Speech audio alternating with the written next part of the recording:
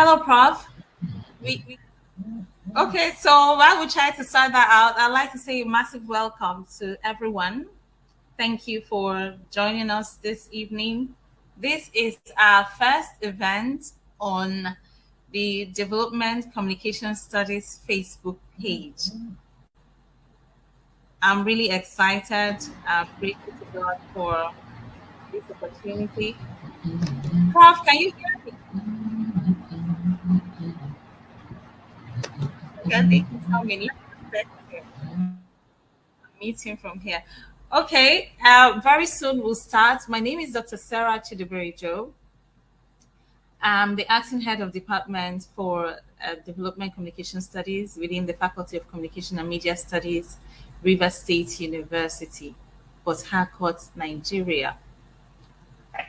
Recently, the university employed a couple of new academics to come join us at the faculty, and because of the amount of work that we have to do, it's important that we quickly prepare them, get them to learn some of our values, our mission, our objective, and just generally what it means to be an academic. Some of them, of course, have wealth of experience already, but it's important that when you come into a new community, there'll be people there that sort of teach you what the standard is, how to get work done, and then for your growth and development, that's really important as well.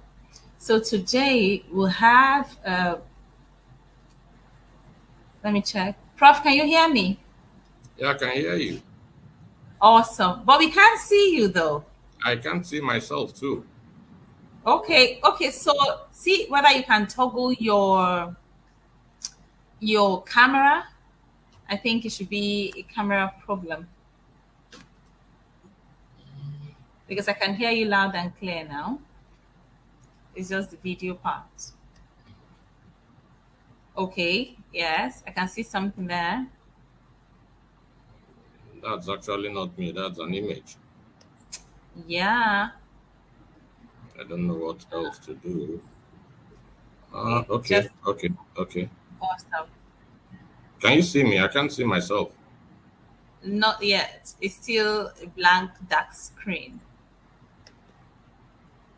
We'll figure it out one way or the other today. But everyone, you're hearing the voice of the amazing Professor GB Okon. He's a professor and a specialist in development communication and media advocacy. We're so blessed to have him as a member, as the senior member of our department, the Department of Development Communication Studies, within the Communication and Media Studies faculty, River State University. He's a blessing to us, and you'll soon hear him teach us, remind us why and how we are academics, what it takes to work within this environment, and then some of the things that the tools of our trade, lecturing, engaging students, what it means to do that, the best way to do that, the innovative ways to do that. We'll also learn from him today what it takes to design a course outline. He'll also be sharing with us some of the subjects. He will also be teaching us what it takes and how a proper examination question is supposed to be framed and how it looks like. And then finally, how to prepare our marking scheme. We pray that we're able to resolve this issue with the video, or else Prof will speak to us and we'll just listen to him and continue to learn. This, of course, is the first of many. Today, we have members of our department. Later, Kuru will be here. We have the amazing Jesse Okedi. We have Mr. Gomba Obuchindu, who is, we like to call him Chief. He's a member of our department. We have Happiness Ali, and then we also have Obele. They'll all be here. And then we have some members of our faculty who will also be joining us. They are not members of our department, but they're interested in what we're doing, and they'll be listening. And of course, we're so excited and grateful to God for platforms like Facebook. If for any reason people are not able to join immediately, we're sure that we'll come back to listen to this and learn. I'm really looking forward to listening to Prof teach us, share from his wealth of experience, how we're supposed to position ourselves as academics. Okay, Prof, we're listening.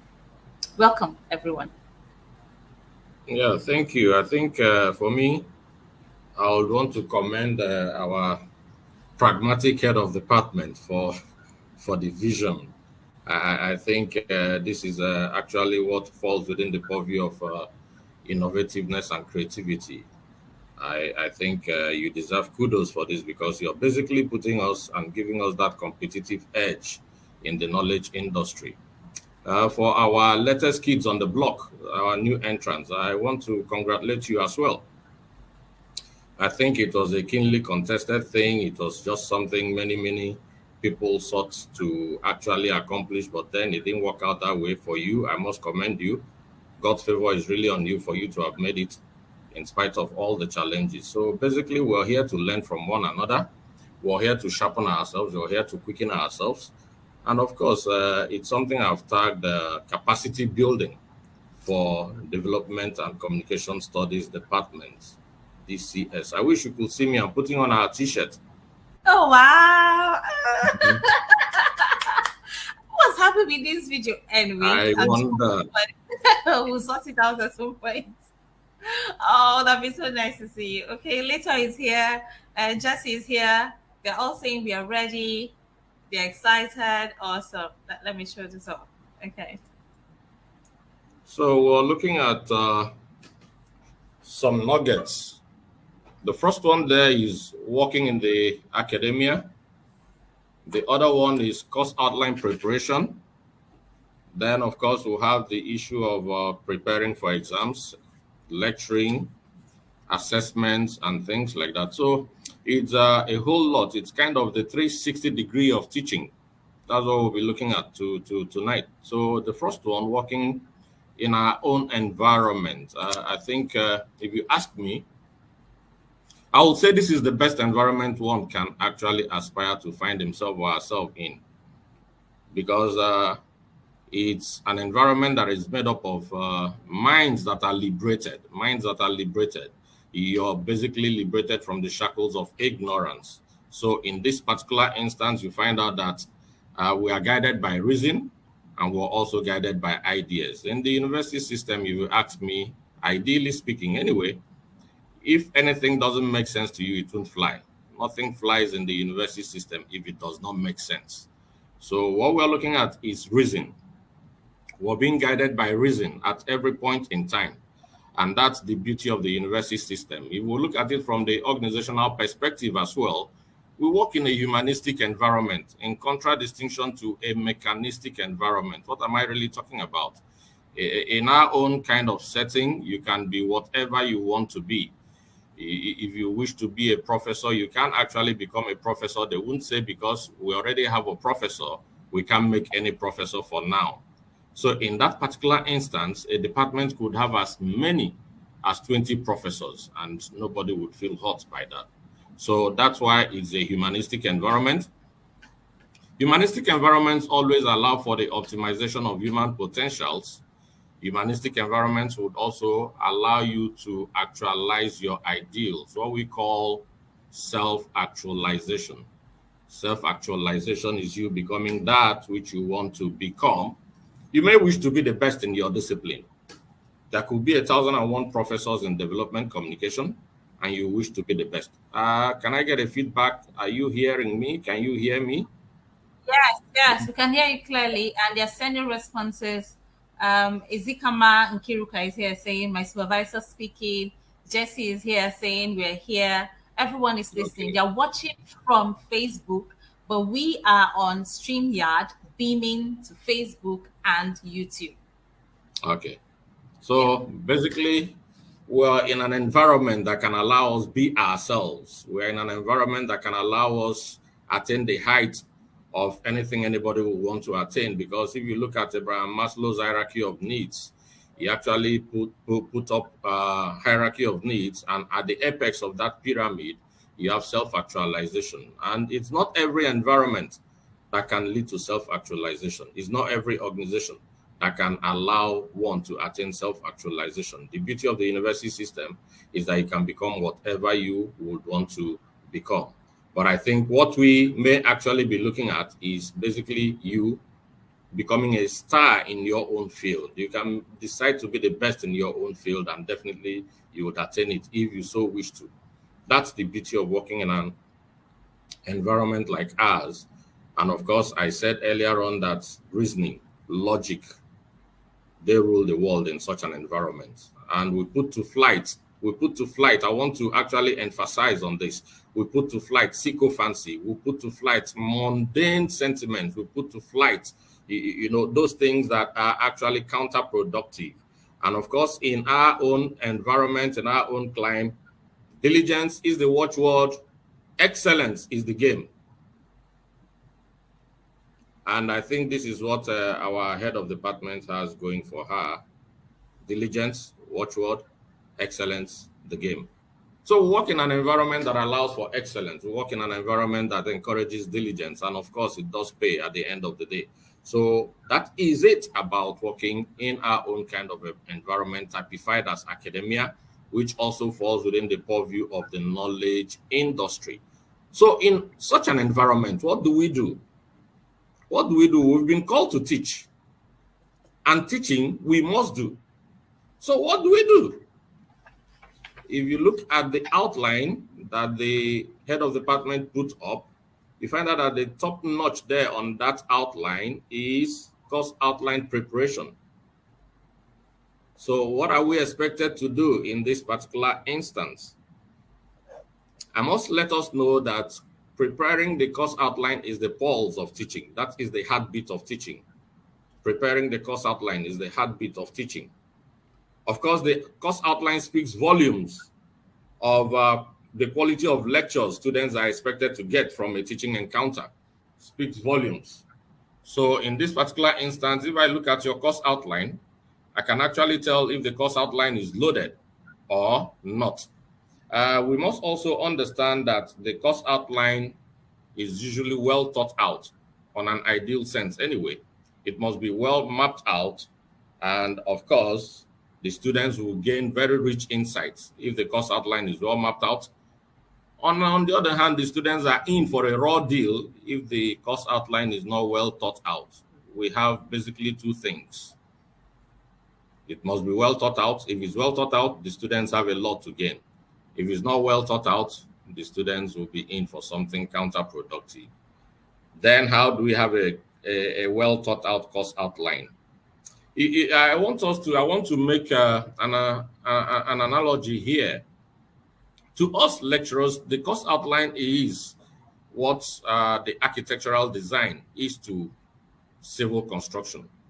Course outline is to teaching what an architectural design is to civil construction.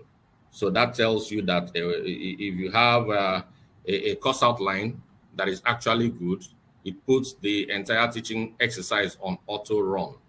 It puts it on auto run. So in this particular instance, we must understand that best practices actually would advocate that course outlines be uploaded on the university websites and portals. A lot of people don't know this because universities gain visibility through such outings. Because a lecturer is supposed to put up his course outline for visibility. What are the dangers in this if you're not doing it right? It means that for us, we cannot just wake up and download some other person's course outline. It's not done anywhere. Because if we're all to put up our course outlines on the university portal and you downloaded somebody else's course outline, that's plagiarism.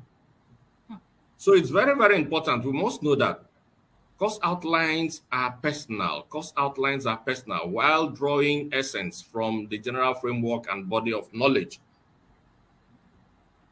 So what it means is that there is a no-go area for us.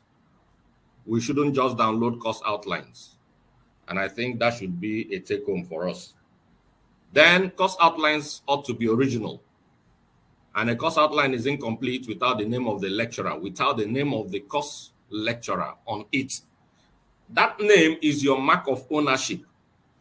And I just pray we understand that. Your name on the course outline is a mark of ownership. To this end, your reputation is at stake. And your reputation could be marred by untoward practices. Let's just be serious about this because this calls for integrity and diligence, if you know what I'm talking about. What are the benefits of a course outline? What are the benefits of a course outline? We must understand that we are not just having an exercise in futility. What are the benefits of a course outline? Number one, as the name implies, it makes teaching systematic and dynamic. That's one benefit of having a course outline. It makes teaching systematic and dynamic. Number two, course outlines give a complete picture of what the course is all about. They give a complete picture of what the course is all about.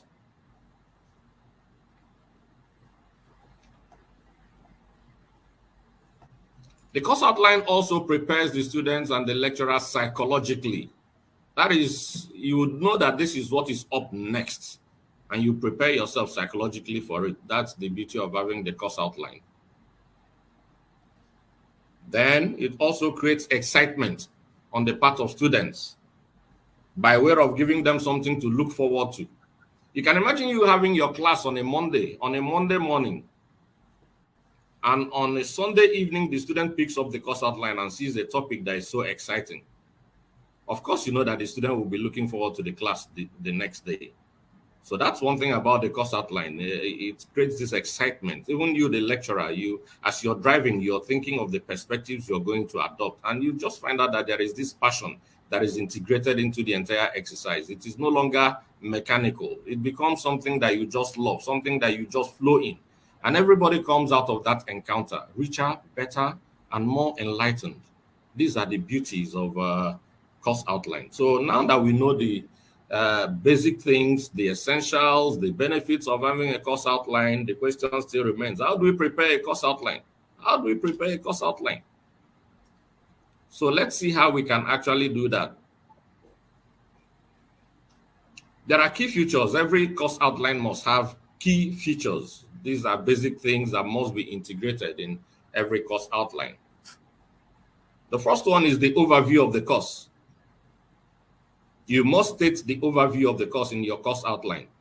You see, a lot of people think that course outline is just saying number one, introduction, number two, this, number three, that. No. When you prepare a course outline, there must be an overview. You must summarize what the course is all about. That overview gives you a panoramic view of what the course is all about, leading, from the thesis to the synthesis. So that's just it, So basically, we have to understand this. So you must have an overview. You must also let the students know the mode of teaching. Is it going to be linear? Is it going to be interactive? Is it going to be transactional? These are things you must let the students know. You could tell them, look, our classes are going to be interactive. Our classes would expect you to do this, that. I don't expect my students to just come in and sit down and listen to me. I want them to participate. The course outline must show that.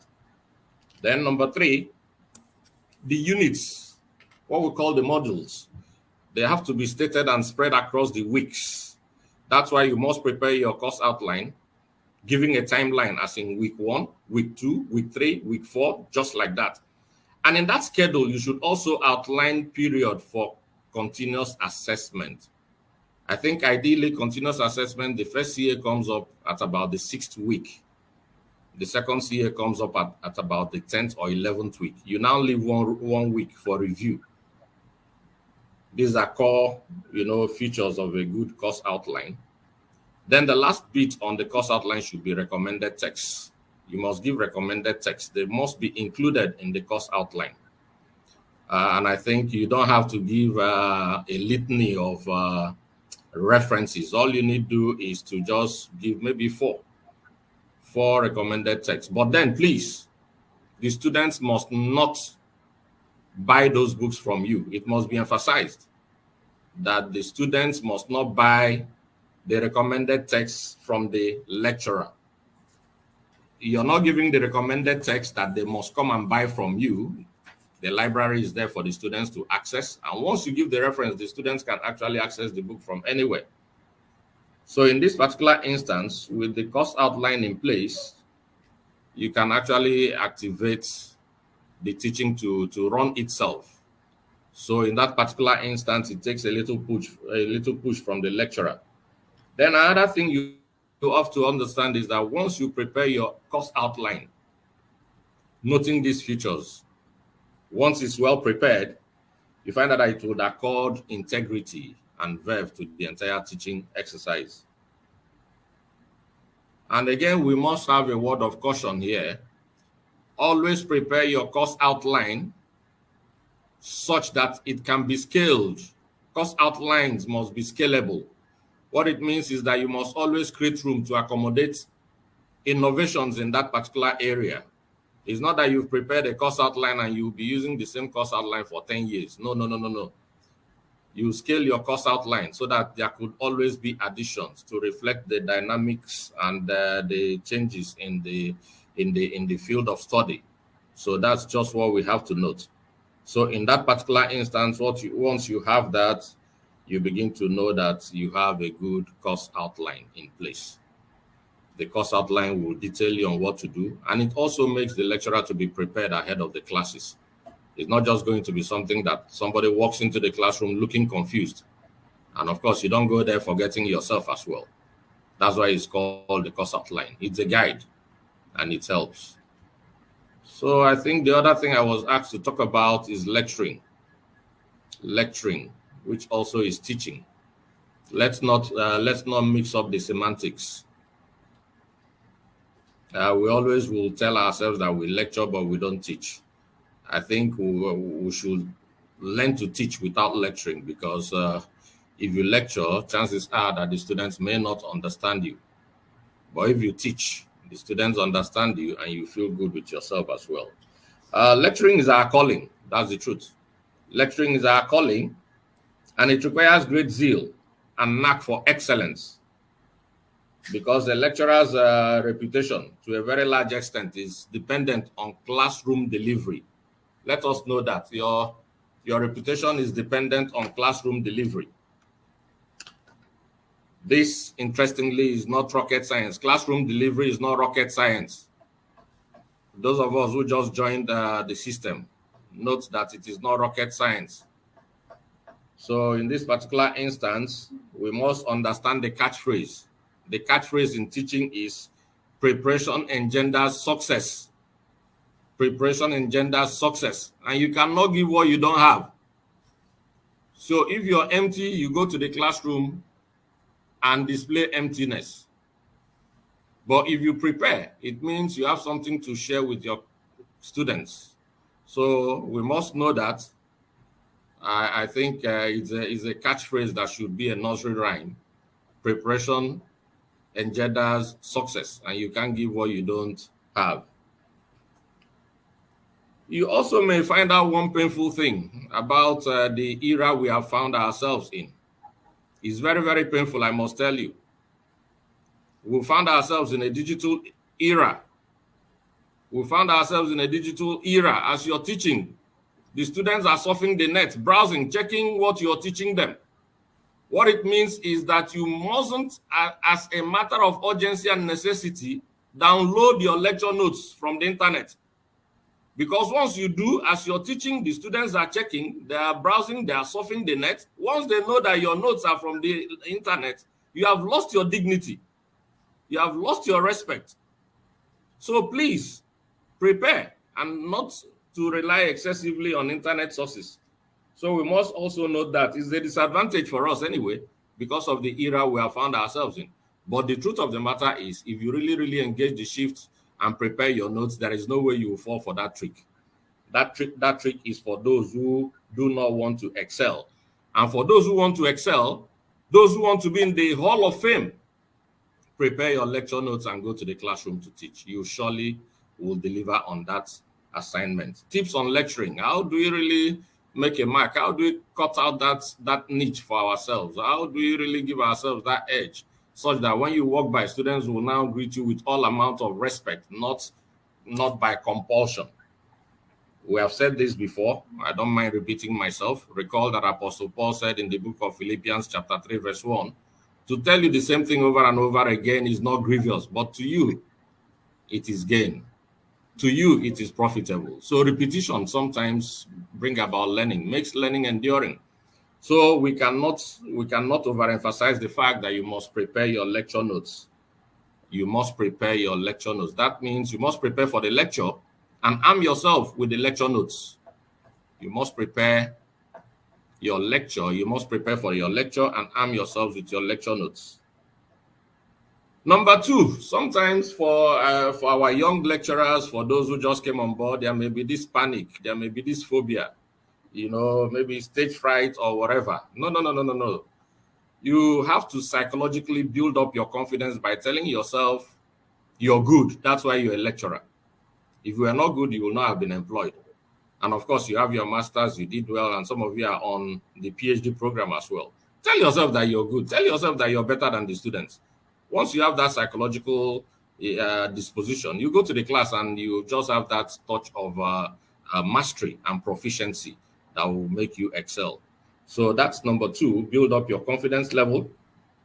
Number three, strive to impart knowledge. Strive to impart knowledge. Tell yourself that what I'm going to do, I'm going to teach these people. Recall also that our own assignment could be likened to those of missionaries. We are just there to make lives better. We're just there to add value to society. So in that particular instance, please teach to express and don't teach to impress. I don't know if that makes sense. You teach to express, not to impress. Don't go to the classroom and start giving them highfalutin words so that they will say, this lecturer is loaded. So teach to express and not to impress. You must also have to encourage your students. Encourage your students to read further. Why is my HOD laughing? I want to hear from my head of department.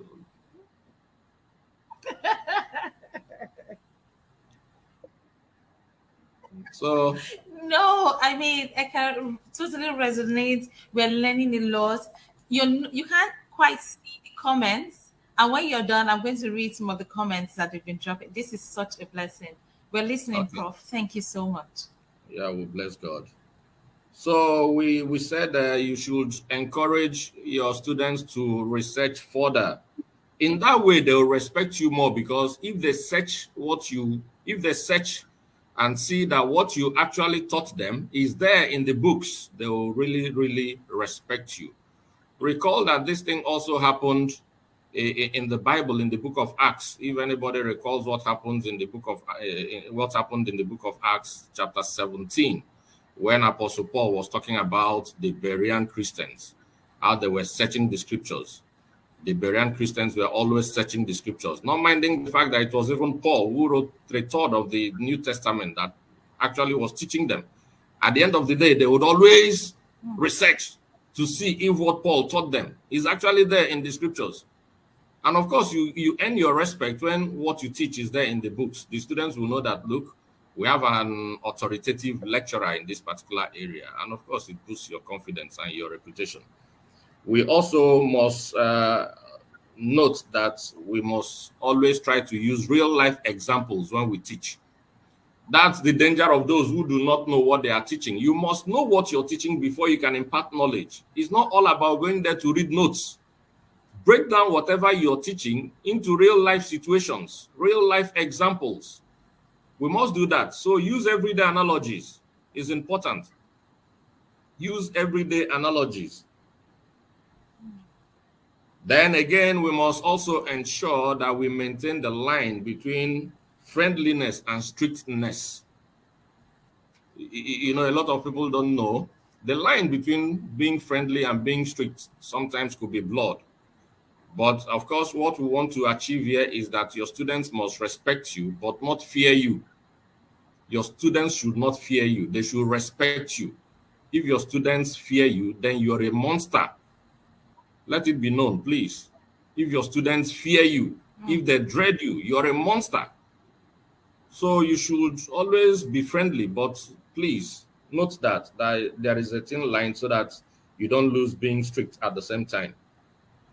Then if you're teaching, do not depend excessively on note reading. Do not depend excessively on note reading. Some people go there and cast the news. Oftentimes, students make a parody of lecturers. I recall way back those days, a particular lecturer was given to note reading, and students were planning to steal that his notes to so that he will be confused in class. You know, we have these mischievous students. so, Very. so Oh it's even gosh.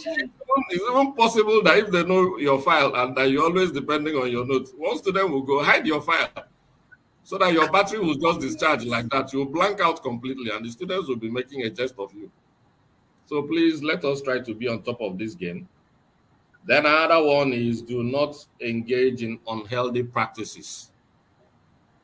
Things like sorting, sexual harassment, obscenities and profanities. Then do not also run other lecturers down. Don't just go to the classroom and try to present yourself as being the best, this, that, the finest, this, and you'll be talking down on other lecturers. No, those are unethical. Please don't do that. Then also, please, please, please do not abuse the students.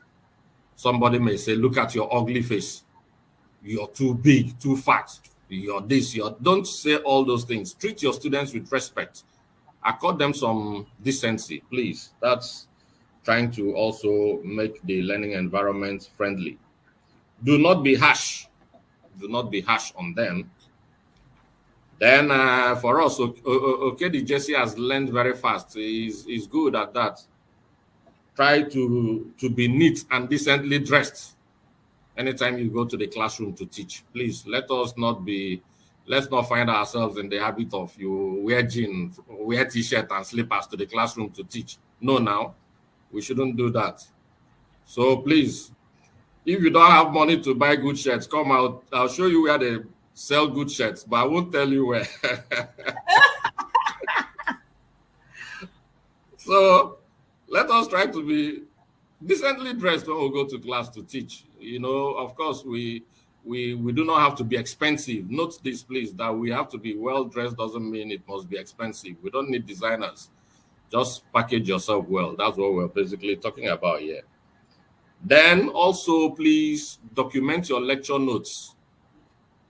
Document your lecture notes because they could, in the course of time, metamorphose into textbooks and monographs. Document your lecture notes. If you really prepare your lecture notes, you're basically writing a book. But I must advise in this particular instance, don't be in a hurry to publish any books now because it won't count for you. You're expected to publish books once you attain the status of a senior lecturer. But any book you publish now is a waste. That's why I said you may be documenting your lecture notes so that in the future you could actually metamorphose them into a textbook or a monograph. Then I think that's lecturing that we can take for now. We go on to crafting exam and assessment questions. My head of department, I'm following your outline.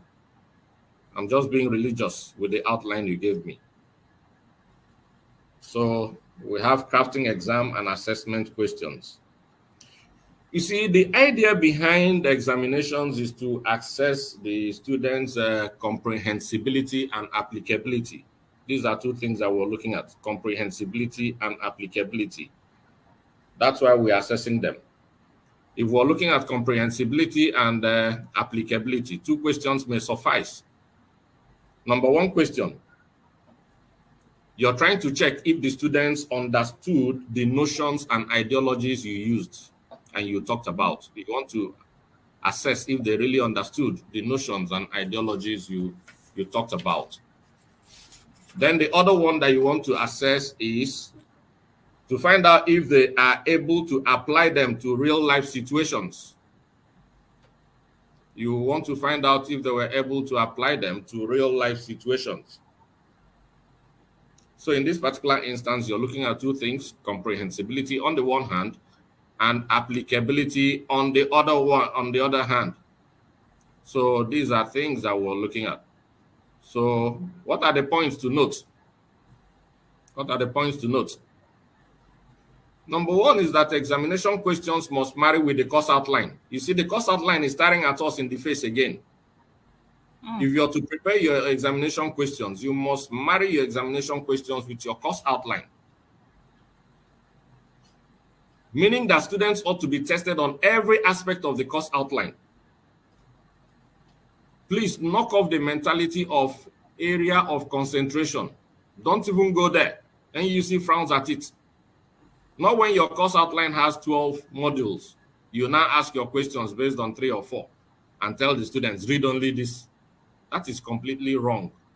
So just don't let that find itself in your code of conduct. This issue of area of concentration. Oftentimes, students even push us to the wall. They'll ask you, please, sir, what is the area of concentration? What is the area of concentration? No, the course outline must be spread across everything. And that's why we also have this issue of you having a latitude of freedom or of alternatives. That latitude should be there. 5 questions to answer 3 or 6 questions to answer 4. Remember that latitude. Then your questions must be couched in readable English. Readable English, not the one you carry Latin and put there. No. Let it be readable English. Let it be readable English. Then don't craft your questions with the mindset that the students will come for sorting. Don't make it too difficult. I had a good laugh when I was a head of department back in the day. I was a head of department back in the day. And I recall that Professor Faka introduced the concept of marking scheme.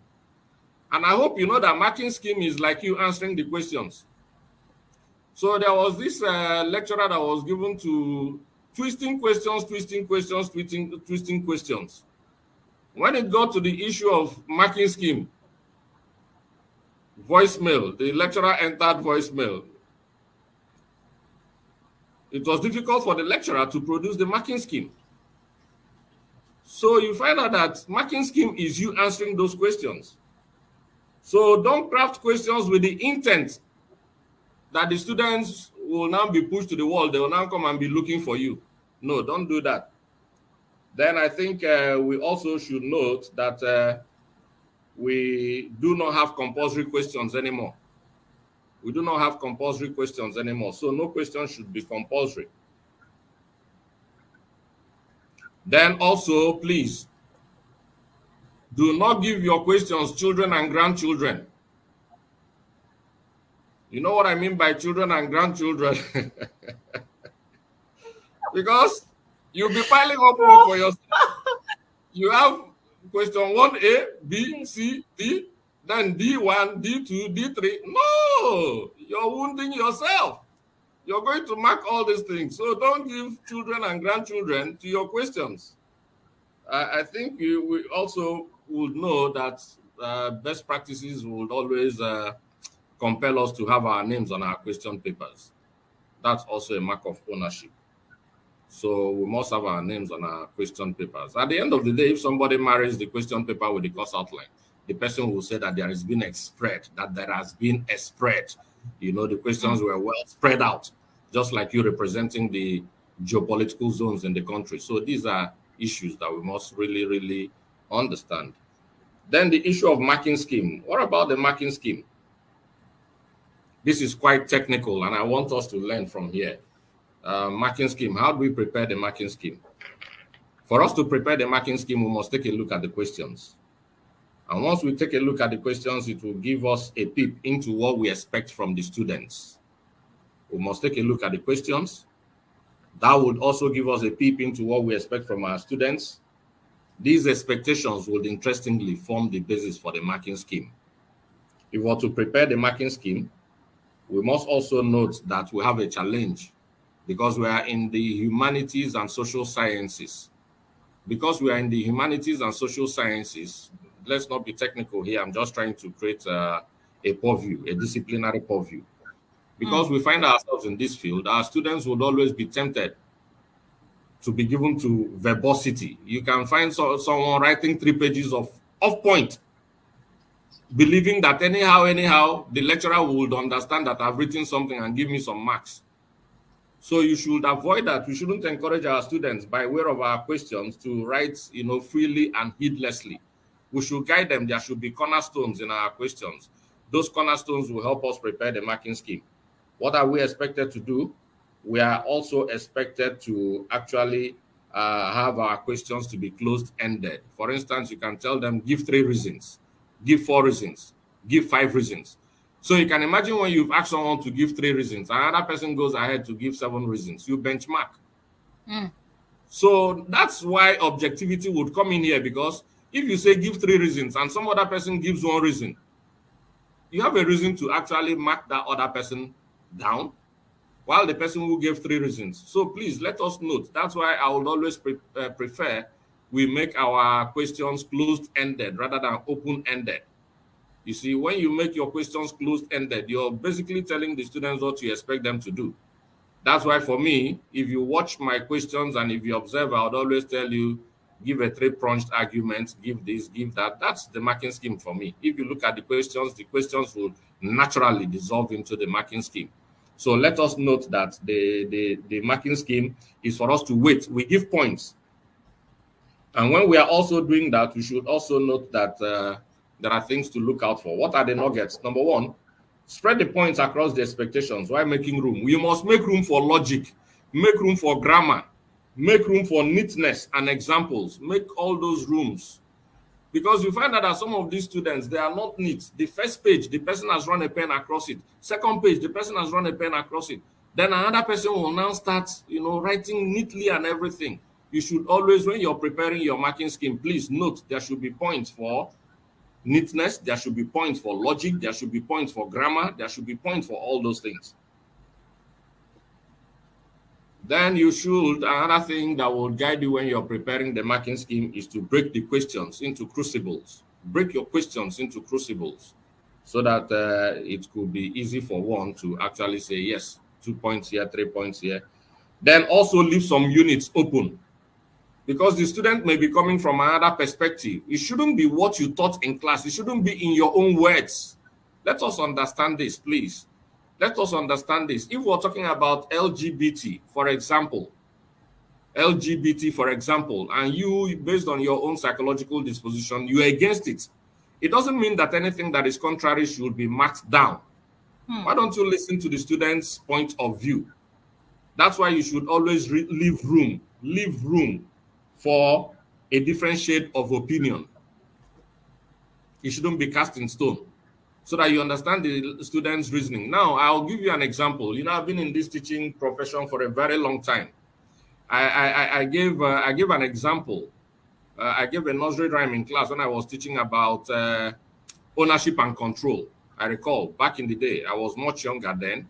I was teaching ownership and control, and I told them that he who pays the piper dictates the tune. That was the expression I used. He who pays the piper dictates the tune. And that question came up in the exam. Do you know what the students responded? The students said, he who pays the barber dictates the tune. I don't know if anybody can make sense out of this. Let me put it up on the chat platform. Yes. Let me put it up on the chat platform. I said, he who pays the piper dictates the tune. That's it. Then the student responded,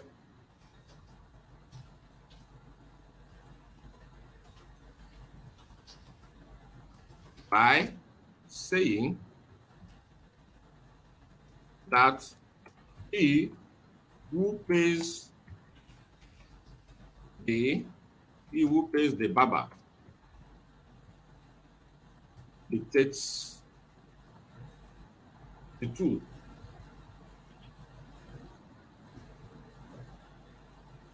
On the chat platform, is anybody seeing it?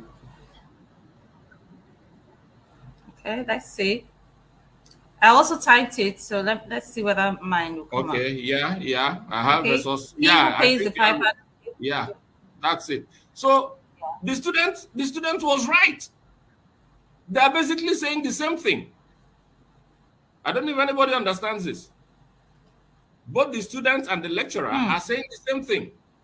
So you won't say because the student did not say he who pays the piper, you now fail the student. You understand that the student basically is also right in his own way. That's why I said we should be open-minded about this. We should be open-minded about this. So basically, when you're preparing your marking scheme, make room for such allowances. its marks of objectivity. That would help us a great deal. So in this particular instance, when we bring all these things to bear, you just find out that you would always be different. When you bring all these things to bear, you would always be different. What is our nugget? Let us look at ourselves in the Department of Development Communication Studies. Our work environment allows for accelerated career growth. That's just what we were doing. It allows for accelerated career growth. We have a most exceptional head of department who has built an atmosphere of love in the department. And I tell you what, love conquers all. Love conquers all. That's a competitive edge that we have. We have 4 professors in the faculty. Look at this. We have 4 professors in the faculty. This allows for mentoring and modeling. That means you have people to look up to. You have people to look up to. Then we have dynamic and brilliant colleagues. That also creates room for collaboration. So you have people you can work with, you have people you can collaborate with. And of course, the world now looks at collaborative researches. That's just the beauty of it all.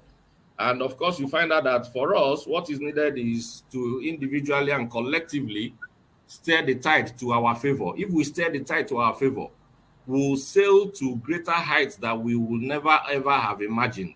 We'll sail further than one would have ever imagined. And that is what would actually put us on top of this game. If we put all these things to bear, we'll definitely find our names in the Hall of Fame.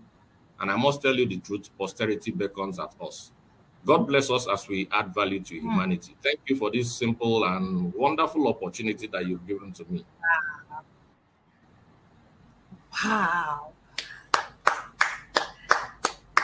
This is amazing. Amazing. Prof, I don't even know what to say. Thank you so much. I've just been here taking notes. See, my notes is full. That's what I've been doing, taking notes, learning. And I'm sure everyone who tuned in now and listening live now, and those who will come in, because I know that lots of people, even for those of us who are here, who will come back to listen to this again and again. You have condensed our entire work, our entire craft into a 40-minute piece. This is powerful. Thank you so much. I'll wait now for those on the platform. Later, Jesse, Juliet, please send in your questions now. Prof has got limited time. Let's draw everything we can. Listen, let me just do a brief summary. So, Prof talked about working in academia. He taught us how to craft our course outline. And he mentioned some very important things. Let me just draw ourselves to this. One of the things that I find really interesting that Prof mentioned was our craft as lecturers. The environment is shaped by reason. So if it's not logical, if it doesn't make sense, if when you add it, 1 plus 1 doesn't result in 2, then it's questionable. What we do is purely objective. It has to make sense. It has to be logical. It has to be systematic. And we can see how that flows into everything that we do. Before you lecture, your course outline needs to be there. And then your course outline is linked to your questions. Your questions need to reflect, and of course, are a product of now the marking scheme, which is the guide for anybody to mark with. Because sometimes, and in some settings, you may set the question, some other person will mark. And so it's really important that we see this correlation, this relationship in terms of the things that we do. And I'm really, really blessed by this. They said, nothing flies if it's not based on reason. They talked about optimization of potentials. This is just amazing. It said the course outline is the heartbeat of teaching. I've not really had that kind of relationship with my course outlines and understanding how important it is, because if you don't have it, there's no guide for you. There's no guide for the student. There's no basis for the conversation.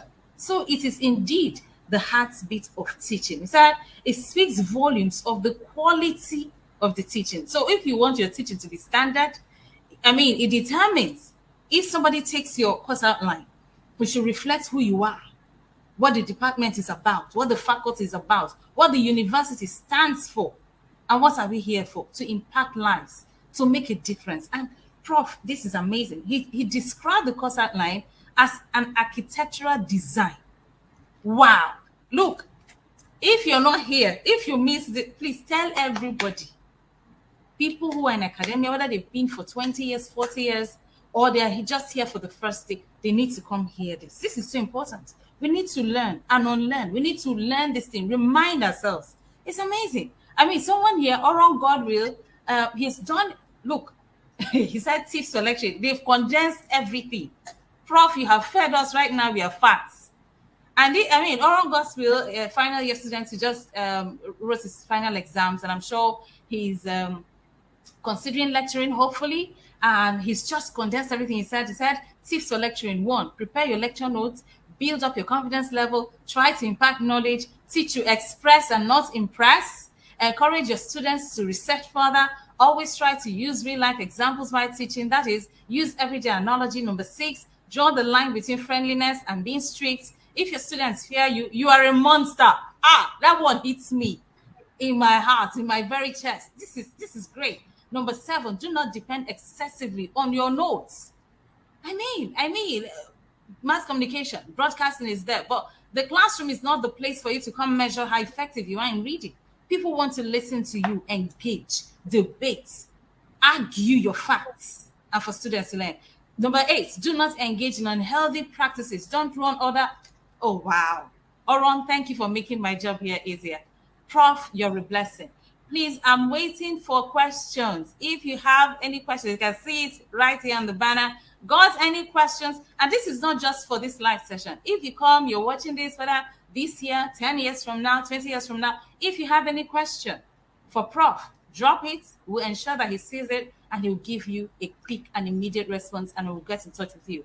There's so many persons here. Jesse is saying, thank you, Prof. Chibroma, who is our rep at the faculty level, says, thank you so much, Prof.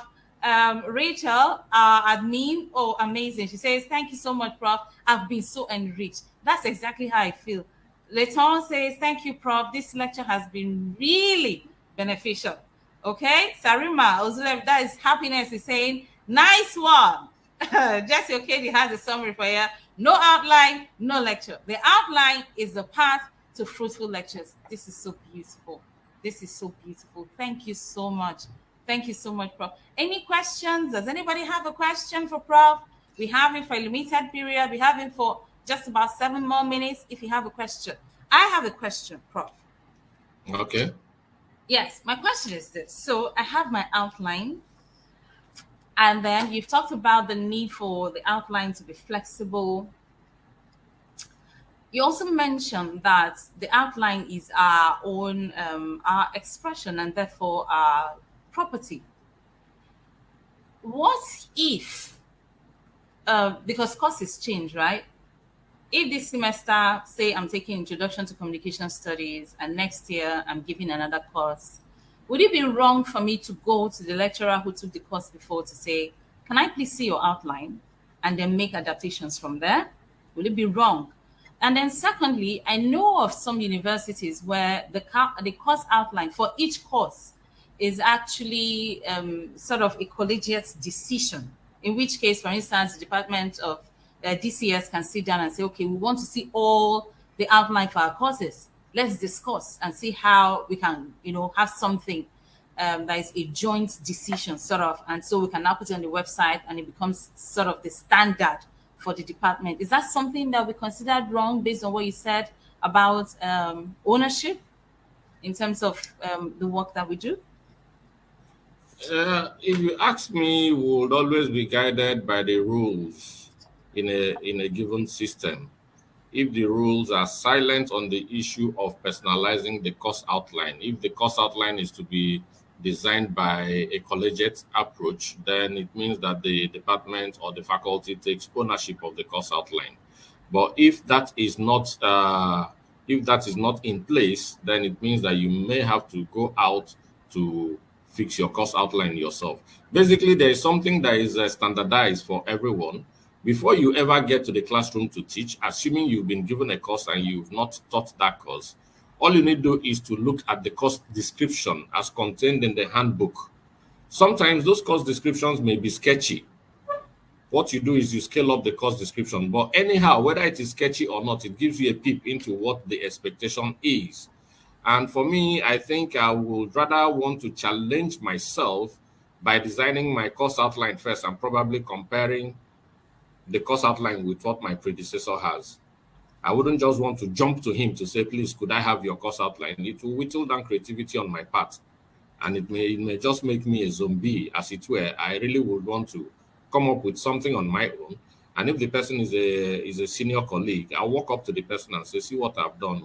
Please compare it with what you already have. We can look at it together and probably come up with a middle line in that particular instance. So I'm not saying that neither approaches could be wrong, but I think for us to grow ourselves, we must at least put our hands to the plow and see if we can come up with something for ourselves. Then we can now compare notes, dot the I's and cross the T's. That's what I think we should do in this particular instance. And of course, the moment you upload the course outline on the university portal, it becomes the university property as a matter of fact. Hmm. Okay. Okay, then one more question from me, Prof. How do we, as much as possible, incorporate practical elements into our course outline? As much as possible. How exactly do we do that? Because it would seem that there's a description for the course, and if we look around, we may not have everything that we need. How far out can we go in terms of trying to be innovative? How far can we go? Yeah, definitely. I think what we're even having now, the standard procedure is 70% household, 30% individuality. 30% individually comes in terms of creativity and innovativeness. So what it means is that the bulk of it all comes from the system.